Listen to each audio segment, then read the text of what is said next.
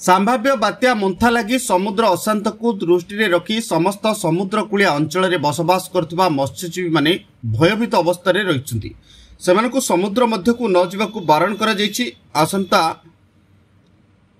अर्थात परवर्ती निर्देश आसिबा पर्यंत मत्स्यजीवी माने समुद्र मध्य को माछ मारिबाकू जावाकू बारण करा जायछि।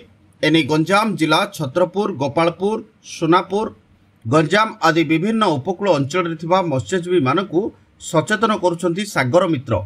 या सहित जो माने माछ मारिबाकू समुद्र मध्य को जाइछंती सेमाने तुरंत फेरी आसिबाकू कुआଯାଉଛି। जिलार पाती, सोनापुर, प्रयागी पर्यंत थिबा समस्त समुद्रकूलिया अंचल में बसवास करथिबा मत्स्यजीवी मानकू एनै सरकारक पक्षरु बारण कराजिबा द्वारा सेमाने पेटपाटना उपरे विशेष प्रभाव पड़थिबा कहिसंती। मोर नाम पी पुष्पा सानाजपल्ली सागर मित्र। नहीं आम सरकार निर्देश अनुजाई आज संध्या सुधा 5टा सुधा डंगा, इंजिन, जाल आदि को सुरक्षित स्थान रखापी सरकार ऑर्डर दिखाई।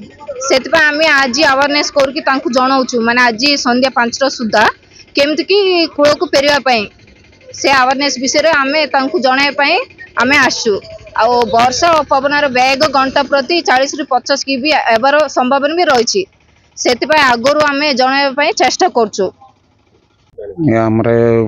मास को 15 दिन गले 15 दिन बंद कर दउछि ए बात्या हम बेछु एता करछि से आम न गले आम केमती बंचबू हला सरकार माने कोटले साहाय्य करले ना आम बंचबू। समुद्र भीतर गले आम बंचुची नतला केमती चलवा दाबी कर सरकार क्षतिपूरण दिया दाबी कर सरकार क्षतिपूरण हिसाब से हमको देले चलो।